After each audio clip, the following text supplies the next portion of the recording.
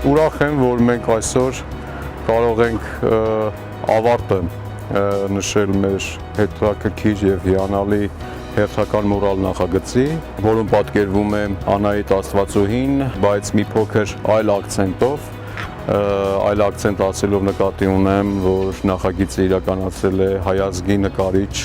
Մինաս Ալաջյանը եւ մուրալը պատկերված է նկարչի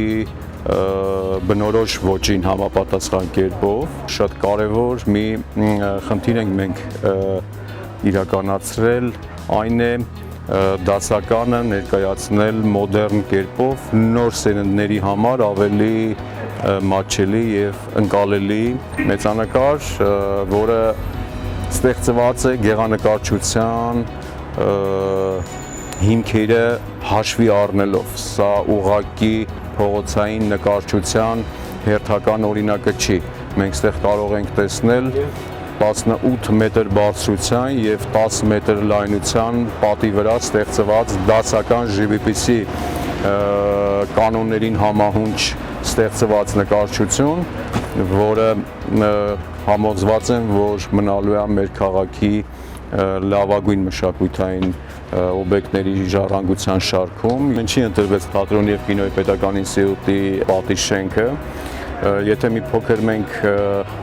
ժամանակագրության տեսանկյունից ետ գնանք 1-2 տարի առաջ, ես Գեղարվեստի ակադեմիայի պատի վրա իրականացրեցի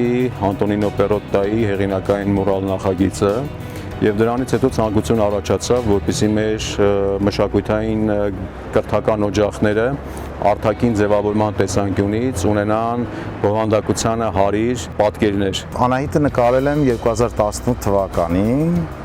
փայտի վրա, գտնվում է մասնավոր հավաքածուում Լոս Անջելեսում։ Բնության կոնֆլիկտն է, մարդը թե ինչպես է կառուցում բնությունը եւ ինչպես է վերացնում բնությունը։ Ես կարծում եմ, որ մեր մեջ ապրում է ծաղիկներ, մարդն էլ ունի իր մեջ ծաղիկներ, որը որ ծաղկում է, որը որ փտտում է, որը որ մահանում է։ Ամեն ինչ այս կյանքում կապված է ծաղիկների հետ։ Սա իմ ամենամեծ նկարն է երբևիցե արված։ Ես հիմնականում աշխատում եմ մեծ չափի վրա, բայց այս մեծության 18 մետրը, 12 մետրի վրա, որ կարողանաս կառավարես, նկարես ու հասցնես որակի, դա ամենածանր աշխատանքն էր երբևիցե արածս։ Ֆանտաստիկ զգացողություններ ունեցա, լիքը բաներ սովորեցի, լիքը բաներ զգացի, հասկացա, որ կարելի է էլի անել։ Ինքը հիվանդության նման մի բան է արվեստը, ինչքան դու նկարում ես, այնքան ավելի իրանով տարվում ես, հիվանդանում ես։ Մի կտոր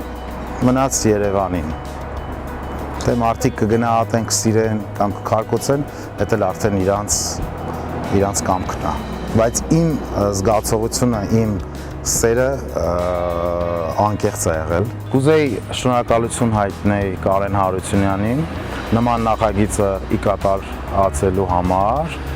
եւ այս գեղեցկությունը նվիրելու Երևանին։